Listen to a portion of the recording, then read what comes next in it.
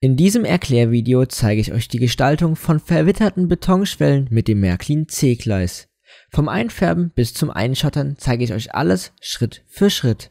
Alles, was ihr braucht, habe ich euch auch wieder im Beschreibungstext genau verlinkt.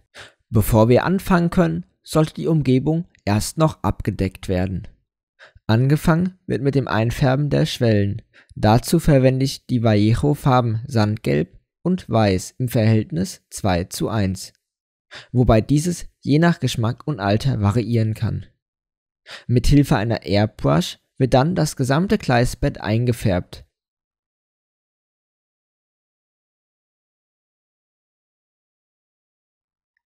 Anschließend müssen die Gleise an der Oberfläche wieder gereinigt werden.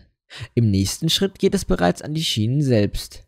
Dafür wird Kreppband in langen, schmalen Bahnen zurechtgeschnitten und damit dann die Schwellen abgeklebt.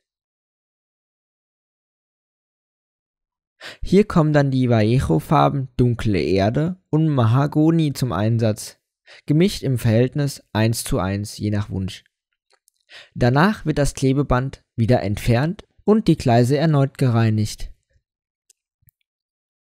Um dem Rost ein wenig Abwechslung zu verleihen, verwende ich Pigmentfarbe. Hier kann entweder auf das noch Patina-Pulver zurückgegriffen werden oder die Pigmentfarben Umbra und Rußverkollerung aus dem Hause Bösner im Verhältnis 10:1. Die Pigmentfarben werden dann mit einem kleinen Pinsel auf der Schiene aufgetragen.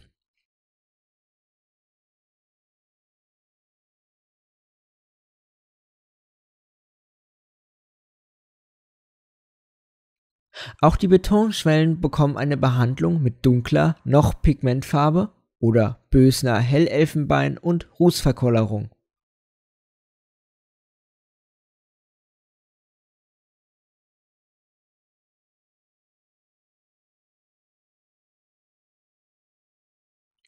Nach der farblichen Gestaltung geht es nun an das Einschottern.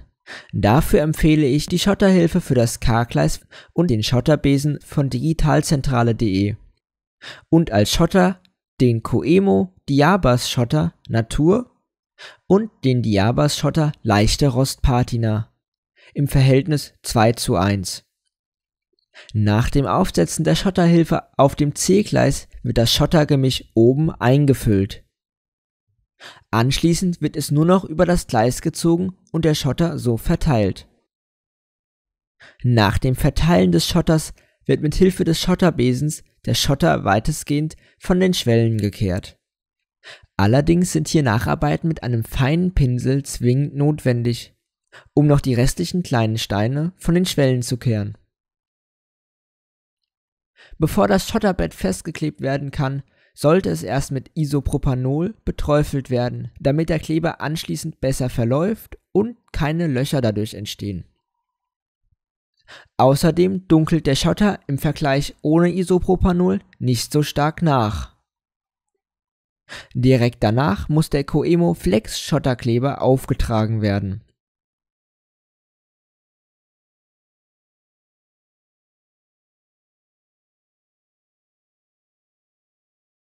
Nach dem Trocknen des Schotters kann noch einmal die Bettung entlang der Schiene mit dunkler Pigmentfarbe verschmutzt werden.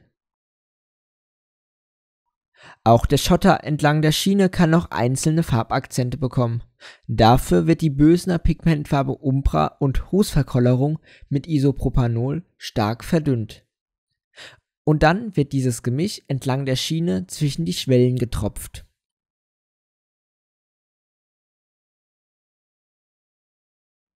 Ja, und so könnt ihr euer Märklin C-Gleis in verwitterte Betonschwellen verwandeln.